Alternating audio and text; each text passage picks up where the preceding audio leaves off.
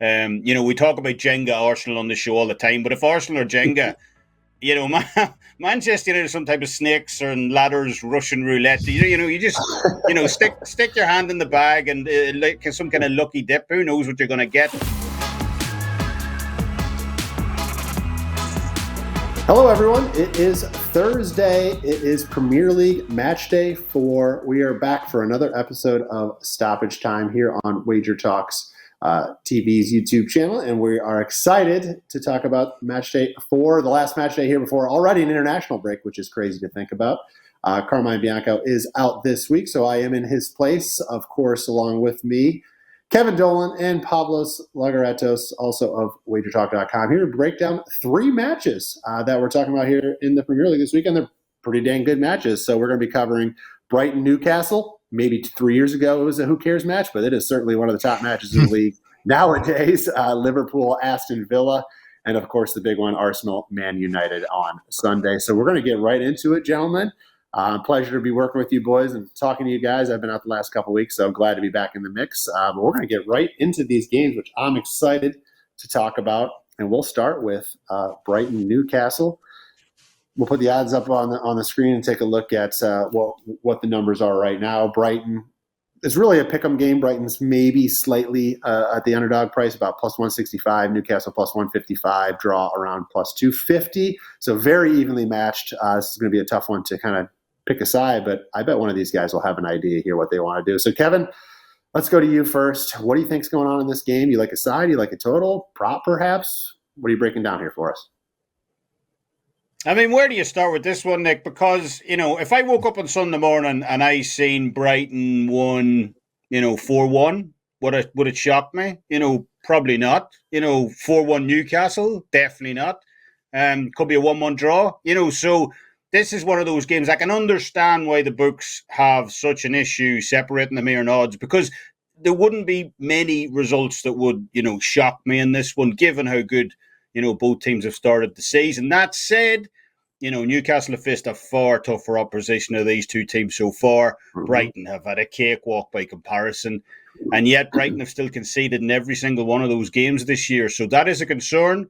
No question for me, that Newcastle represents a far more serious threat in attack, than either Luton, Wolves or West Ham do. So I'm going to side with goals here, more specifically the Newcastle team total over 1.5 at minus 115.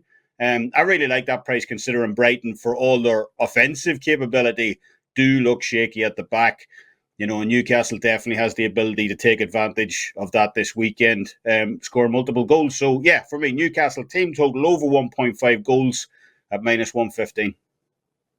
I like that breakdown, Kevin. I think the first thing you said is so spot on. Like, you could check out the final score of this game at the end and really not be surprised with anything you see, because it is going to be a tough one, and both teams are very capable of winning. So great breakdown, great info there. Pavlos, I'll go to you next.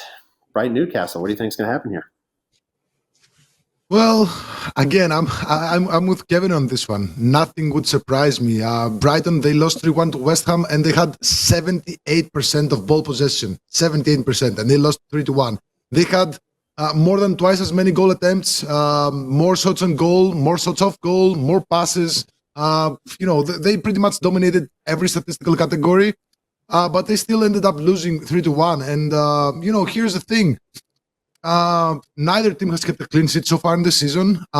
There were more goals in the second half in each of Brighton's 3 matches. So, they start kind of slowly. I think there was exactly 1 goal in their 3 matches so far. Yes, exactly 1 goal in the first half. But then the second halves blow up for whatever reason. And Newcastle, on the road, they tend to be just a bit more careful in the sense that they don't really allow you to, score multiple goals on them. They just take it really slow. So I think this is going to be a slow first half, and then it's going to pick up in the second half. So I like highest scoring half, second half at minus 115. You can find this prop at DraftKings. If you go to halves, scroll all the way down and find the highest scoring half. I think there's going to be more goals in the second half of this match. You guys said it all. Brighton, they had... I think they had the easiest schedule to start the EPL, but they didn't keep a single clean sheet. They conceded against Luton, they conceded against Wolves, they conceded 3 against West Ham. So yeah, Newcastle should be able to score against them, maybe a couple of goals. But I think this is going to be, it should be a pretty careful first half, as these two, feel each other out, and they surely don't want to go to the halftime down one goal. So I think there's going to be more goals in the first half. Price is just within the range that I like it. So give me highest scoring half, the second half at -115. That's I like that, Pavlos. It's an interesting way to look at the match. I never even kind of gave that way to play this any sort of thought. So I do like that. I think I'm going to look into that a little bit further. It sounds like we're all kind of in agreement, because I'll go kind of round it out here last, that we all think that goals could be in order. I went back, I watched the Brighton West Ham game. Obviously the scoreline, I was on Brighton, first of all, so I was very surprised to see a 3-1 final. And then I wasn't watching the game. I went back and watched the highlights, the goals. And Brighton really had the lion's share of that match. They took 26 shots, 10 were on target. The Hammers had 12 shots. The Hammers did all of their damage on quick hitters. I mean, all 3 goals came from like within less than 10 seconds, a play, either a counterattack or a play from the keeper up through it. It just really quickly happened. There was no build-up play from the Hammers. It was all quick counters, quick hitters. So, obviously Brighton knows that's what happened to them, and that's what they got to work on cleaning up. But it is alarming to think that, in a matter of just a few seconds, somebody can quickly get down the field on those guys and score. And that's exactly how West Ham scored all of their goals, and pretty much all of their XG for that match was generated on those three goals. Brighton, though, they should have scored more. The Hammers keeper, Areola, what's the saying? He stood on his head, right? Is that what you say when a keeper played ridiculous? But he had several ridiculous saves in that match. But even still now, Brighton has been excellent offensively this year, generated a total of 8.9 XG in 3 matches. Kevin's right, though. Their schedule has been pretty much a cakewalk, so this will be a tough one. But the stat of the match, guys, here for me is that Brighton's matches so far this year, 5.48 expected goals combined between both teams, including 2.97 themselves. So they're generating a lot. Yes, it's been easy, but even with that easy schedule, they're allowing a lot. They're allowing a lot of chances to these weaker teams, and maybe it's because they just kind of go in with a who cares attitude, or we're going to kick the crap out of the other team, so they don't put in their best effort defensively. We'll find out more here. But I do think we're going to see goals. Both teams have proven that they can score. I know Newcastle, as Kevin also mentioned, is playing City and Liverpool. The schedule makers clearly did not want Newcastle anywhere near the top of the table after 3 matches this season. So they made it very difficult for them. But, their 5-1 win over a very good Aston Villa team was impressive. So clearly they can get on the board here too. And, of course, Newcastle has conceded in every match. So I like both teams to score and over 2.5. It's just a great way to buy down the total, which is set at 3. You can get it for about -140, maybe -145 right now. So I think we're all kind of in agreement on goals. That's the way I'm looking at this one. So that's our breakdown on Brighton Newcastle. We will move on to our second match. Before we do, I just want to remind everybody to go ahead and subscribe to WagerTalk's YouTube channel, WagerTalk TV. Make sure in this particular video, comment, drop any notes on what you think about our breakdowns, whether you agree, you disagree, or you have your own predictions for the game. Tell us if you like, Pavlos' shirt, whatever's on your mind. We're here to talk about it and want to hear from you afterwards. So please make sure to like and comment in the link below. All right, boys, let's move on to the second match of the weekend that we're going to break down. Pavlos, I'm going to go to you first on this one. This one's Liverpool, Aston Villa.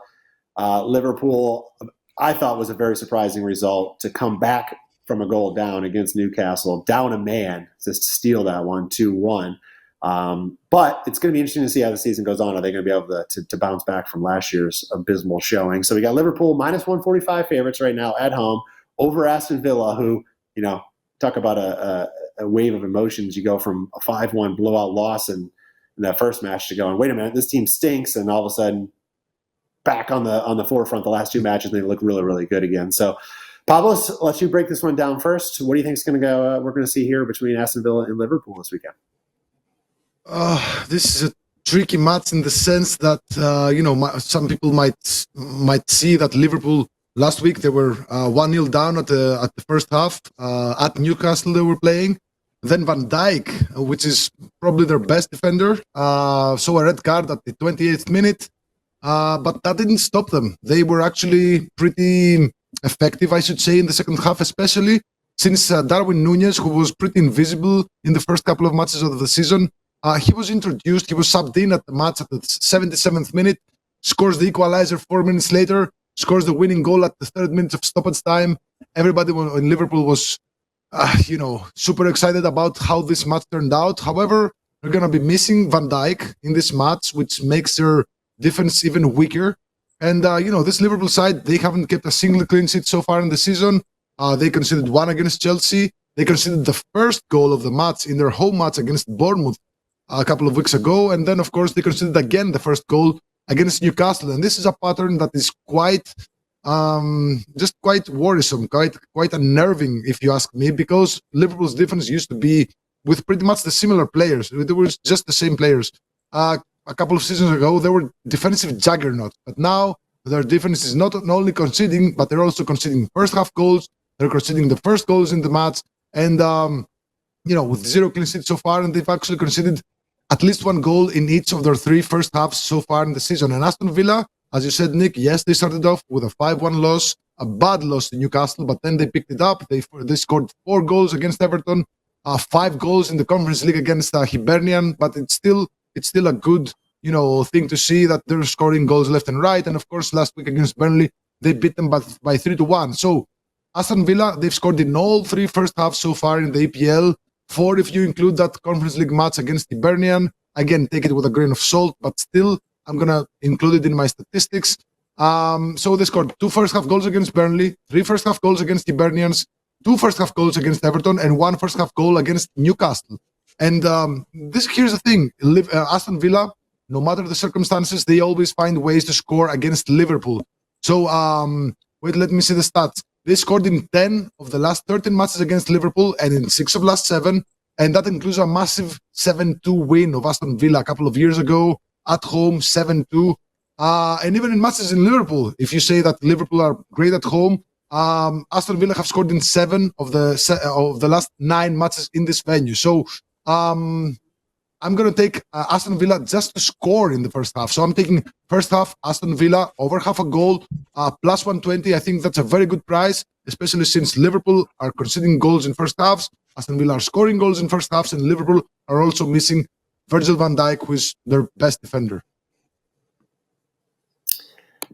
Listen, I'm really going to end up agreeing with you, and I'm going to sound like a broken record today myself, because all these matches I'm really seeing goals coming. So, my quick thoughts on this, Pavlos, to add to what you said is, first of all, you mentioned, the defense of Liverpool and who they are today versus who they were, a couple seasons ago, or even 2 seasons ago. Last year, they allowed 1.48 expected goals. The season prior, 0.86. I don't honestly remember ever seeing a drop defensively that big from one year to the next when you're talking about a team that really didn't change a drastic amount. So it was a very, very surprising, I think, to all of us. I'm sure they're very proud of their Europa berth going into this year.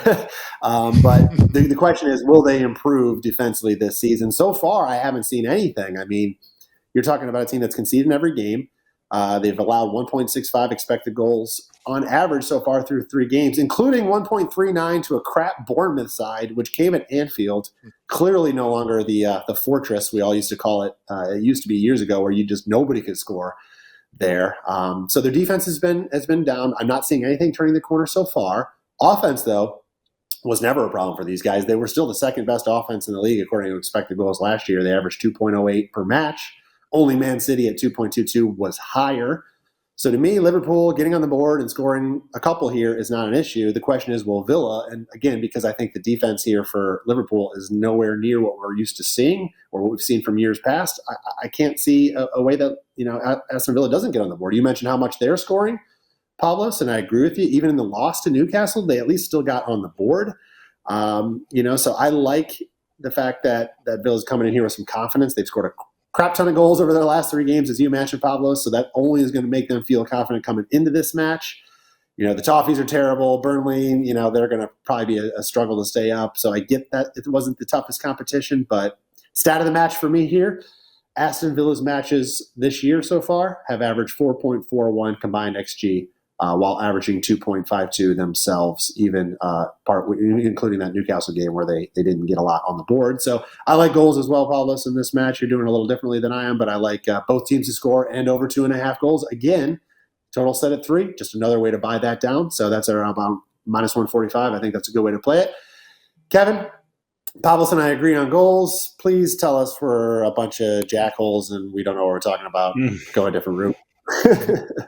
Unfortunately not, Nick. I see goals in this one as well. Look, I mean, Pavlos just mentioned Virgil van Dijk is, Liverpool's best defender. He's not. I mean, this is the fact. This is why I don't see Liverpool's defense getting turned around either, because he's just not the player he used to be. And he's the marshal of that defense. He's the linchpin. So, yeah, unless they make some serious, moves in the transfer window, I don't see this Liverpool team suddenly getting better defensively, anytime before Christmas, let's say. But, for me as well, Liverpool just haven't passed the eye test. I thought Newcastle, honestly, should have been clear away last weekend at St. James's Park. 2 or 3 goals.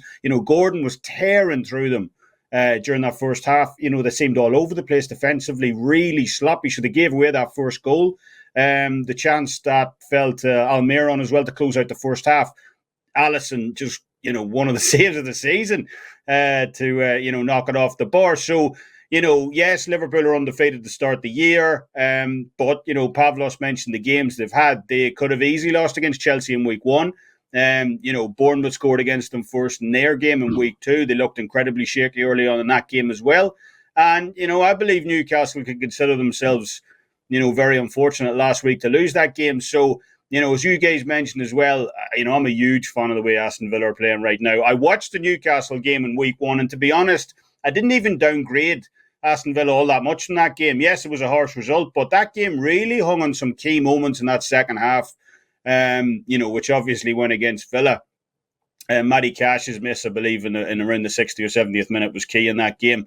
And since then, look, you guys mentioned it, 12 goals for Villa in the last 3 matches. Moussa Diaby looks to be one of the signings of the summer. He absolutely tore up Burnley last week. So, I just believe Liverpool. I just believe this price is overvalued in Liverpool here. They're not the same team, as I said, we've become accustomed to over the last half decade or so, especially in that defensive area. And I'm quite happy to take a piece of Villa here on the 3/4 goal handicap line on Sunday.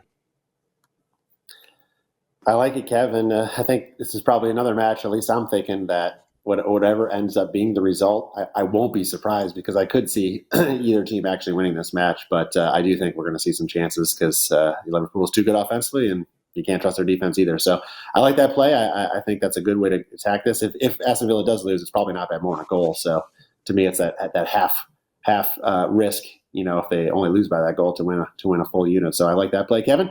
Let's get into our final match here of the weekend. And just a reminder, everybody tuning in late, we will do a recap quickly at the end to go over all the games. So if you missed the first one, stay tuned. Don't worry. We will have all of the information for you at the end, along with a couple of promos. All right, boys. Last one, the big one here on Sunday. We got the Gunners, Arsenal, and Man United. Listen, I'll break this out first. My first gut reaction was to quickly look at the under in this match, because a lot of the times we talk about it, when you see these bigger teams meet, you tend to kind of see them really play each other tough, especially in the middle, and you actually don't get a lot of chances either way, and they're very good at kind of taking away the other team's strengths. Neither team has looked good, in my opinion, to start the season. Not sharp anyway, especially defensively. And I'll start with the United. 2 goals conceded in Nottingham in the first 4 minutes of the match. I mean, you just can't do that. It's just that, to me, that's just a lack of focus to come out and just allow that to happen to you. Of course, they did claw their way back. They ended up winning the game 3-2. I would say aided by playing against 10 men there for whatever that ended up being, 20, 30 minutes in the second half. But you can't just go out there in the Premier League and just drop 2 goals in the first 5 minutes and expect to win a lot of matches. They did. Good for them. Prior to that, 2-0 loss to Tottenham. And although they didn't score in that match, they still generated nearly 2.5 expected goals. So, to me, I was surprised that they didn't get on the match. Finally, they beat the Wolves 1-0 in their opener. And that was a frustrating match to watch, because I actually thought the Wolves were the better team for most of that match. United did find the winner late in the second half, but I was just waiting for Wolves to score, and they were definitely the better team, creating more chances in the first half, or at least the first 60 minutes of that match. So for me right now, United hasn't shown anything defensively, and while they haven't really been the sharpest offensively as far as finishing their chances, they are creating them. So in total, through 3 games, stat of the match for me, and again, I'm a broken record today. Man United games have averaged 4.22 expected goals per match. They themselves have generated 2.48 while allowing 1.74. And quickly for the Gunners, you couldn't have asked for an easier schedule to start the season. Nottingham, Palace, Fulham. They kept a clean sheet versus Palace, but they allowed Nottingham to get on the board. They allowed 2 goals to Fulham in their most recent match. Their defensive numbers have been better than United, but keep in mind their opponents have been far from the most dangerous teams in this league. So I would have expected a better start for Arsenal with that schedule. But so I think he's got 2 teams that not really playing at their best yet, not fully confident. Defenses don't look that great. So again, for me, both teams to score and over 2.5 goals. This one's slightly cheaper, about minus 130. But again, all these matches we're talking about today, I just see a lot of chances. I don't trust anybody's defense yet. So I think we'll see goals again here in this one. Kevin, I'll go to you here second. What are you thinking for this match on Sunday between the Gunners and the Reds? Or the Red Devils? Love this game, Nick. I absolutely love this game. I can't wait to watch it because I just don't know what to expect from Manchester United. We talk about Jenga Arsenal on the show all the time, but if Arsenal are Jenga, Manchester United is some type of snakes or ladders, Russian roulette. You just stick your hand in the bag and like some kind of lucky dip. Who knows what you're going to get? You mentioned their kind of crazy results, and if we think back to last season, they had that. Remember that 4-0 in the first half against Brentford last year. I think everyone remembers that game. I think it was late August as well, around the same time. They look completely inept. I actually. We had that group chat. I actually remember laughing with Carmine about it, telling him, he better put on his shoes real quick and run back to the window, trying to get his money back on that top 4 bet he made in them. Because United looked absolutely terrible in that game against Brentford. Obviously that bet ended up, United finished 3rd, happy days, cashed the ticket. But that's this United team all over. Everybody's crying on social media after that Brentford result. They didn't even, not even full time at halftime, they were crying. Ten Hag, he isn't the right fit, send him back to Ajax and so on. And then in the very next game, they go out and beat Liverpool. So it's just so difficult to know what you're going to get from this Manchester United team. Yes, they've looked absolutely abysmal to start this season. I certainly wouldn't be surprised. They can count themselves extremely fortunate, basically, to be on the points they are because Wolves should have got a result against them. They were very lucky last week, obviously. Nottingham Forest shouldn't be giving away those type of leads. So, but that by the same token, I certainly would not be surprised if they just turned it on this weekend and went down to London and beat Arsenal. So for me, Arsenal, I wouldn't say there's more concern than United, but there is concern there. They have looked really pedestrian to start this season. It still looks like Arteta is trying to figure things out. You got Partey playing at a right back. You got that revolving door at number 9 as well. And say what you want about United's performance against Forest last weekend, but those are the type of come from behind fight backs that can galvanise a team moving forward. You seen how passionate Fernandes was after getting that winner. And if they can carry that same kind of momentum into this weekend's game against, like I said, in my opinion, Arsenal just look like they're going through the motions right now. United really could be a live dog this weekend for me. So, yeah, I like Manchester United again on the plus 0.5 handicap line on Sunday. Might even sprinkle a little bit on the outright as well. I like it. Kevin sums it up by saying, expect the unexpected when you're betting on Man United. Don't be surprised by anything you see from this team. Well said, Kevin. Pavlos, let's wrap it up with you here for this match. What are you looking at for Arsenal and Man United? I just have some things to add about what Arsenal are doing with their defense and overall in the squad this season. They're using a lot of players out of position. As Kevin said, they're using Thomas Partey, he's a defensive midfielder. Yes, he can adequately play at right back, but if Arteta keeps doing this stuff, one team is gonna read what you're doing and is gonna destroy your defense. I'm not sure if United are the team to do that, but I for sure don't trust Arsenal with what they're doing. They used Kivior. I think they bought him. It's a Polish guy. They bought him in the January transfer window. At left back, Partey at the right back, Ben White, who I'm not sure if he's a center back or a right back. So he has a lot of players who can play multiple positions, but they're not actually extremely good in one position. They're like 80% good in 3 or 4 positions. So I personally don't like that, and I think keeping Partey at the right back it's probably going to change at some point in the season. But it's true that they've had a lot of injury concerns. Now, Gabriel was one of their best defenders last season. Now he's nursing an injury. Maybe he's going to return to the starting lineup. Zinchenko, who was by far not by far, he was one of the top players last season, plays at the left flank. He still isn't 100%. He played some minutes in the previous match. I'm guessing that he's going to be reintroduced at the starting lineup when he's fully well. Gabriel Jesus, I mean, they used, what was the guy from Brighton that they took? They've been using Nketiah and, wait, let me see. Who is the other guy? He's not a striker. That's where I'm going. Trossard. He's not a striker. Yes. He's a nice winger. He could be like a good second striker, but he's not an actual striker. So you have Arteta. I mean, Havertz. They paid so much money for Havertz, and he's starting to look a lot like Timo Werner. Like at this point, I would be scared. So, I mean, I'm not trusting this Arsenal defense. Where I'm going with this? I was looking at some team totals. So over 1.5 for Arsenal is minus 170. Could be, yes.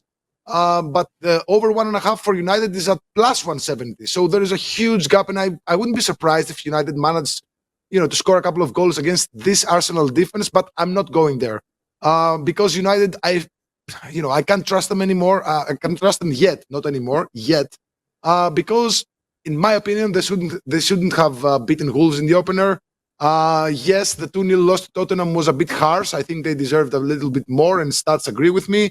And in their match against Nottingham, as you guys said, a couple of early goals.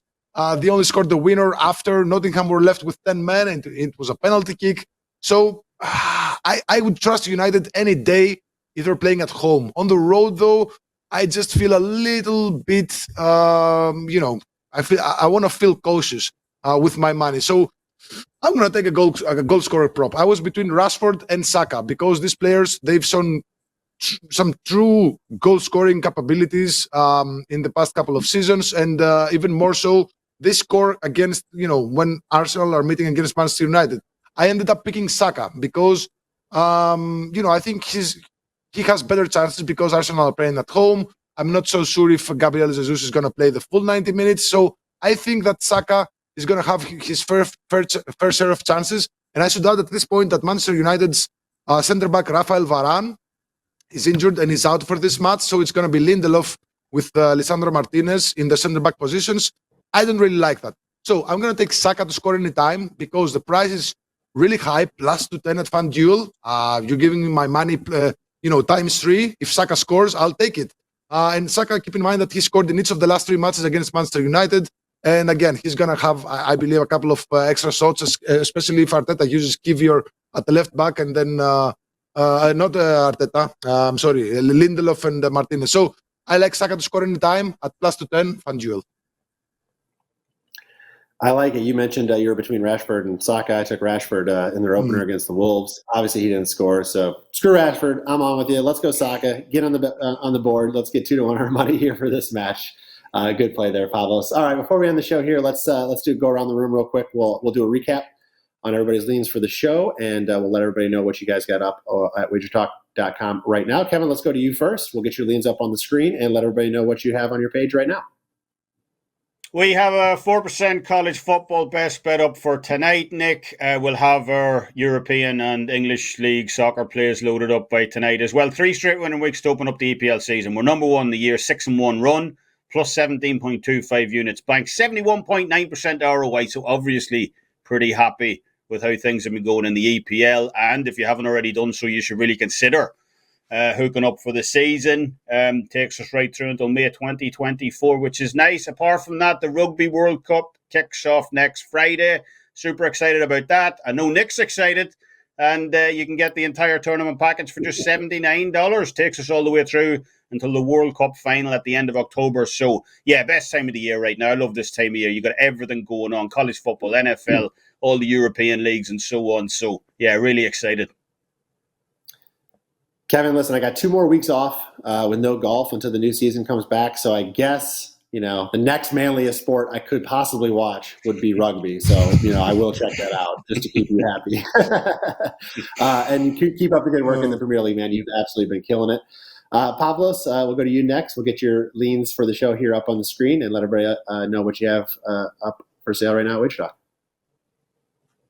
Yeah, we've been running hot in 2023. I'm actually number 1 in soccer year to date, plus 126 units. Number 2 overall on the site, plus 154 units in last 4 months. I didn't have a really good week last week, but it's bounce back time. Over the weekend, I'm going to have an EPL best bet, and I'm 3-0 with this EPL games to start the season. Still haven't lost a single one. It's going to be action in the Bundesliga and the French League 1. I still haven't decided yet, but a couple of matches are definitely going to make my card this week. So expect a couple of best bets there as well. And yeah, it's going to be a really nice betting week because we also have MLS and the Brazilian Serie A, which I've been betting really heavily this summer, and it's been paying up really nicely. All right, excellent. Yeah, good luck to you this weekend. You're right, MLS action back in play after the Leagues Cup. I lost my first 5% MLS play of the entire year last night. Philadelphia couldn't get a second goal against the resurgent Toronto FC. I know if Carmine was on here, he would be completely flabbergasted by how the heck they ended up winning that game. But it is what it is. I do have my first European 5% play of the season going this weekend. You can grab that right now. And then there's about 3 other plays for the entire weekend that I like that are currently available as well. So looking forward to this week's Euro card. Of course, I'll have MLS up later on Thursday and Friday as well. I want to thank everybody for tuning in, guys. Pleasure doing this show with you, Kevin, Pavlos. Much, much appreciated. Carmine, we missed you this week. You will be back next week, and we'll see you then. Reminder, make sure you like the show. Kevin gets paid on likes, so very important. Hit that like button, people. Drop your comment. Let us know what you thought about the games that we broke down. If you agree or disagree, you have your own opinions, but appreciate you guys tuning in. We will see you next week back for another episode of Stoppage Time. Until then, good luck with your bets this weekend, and thanks for tuning in, guys.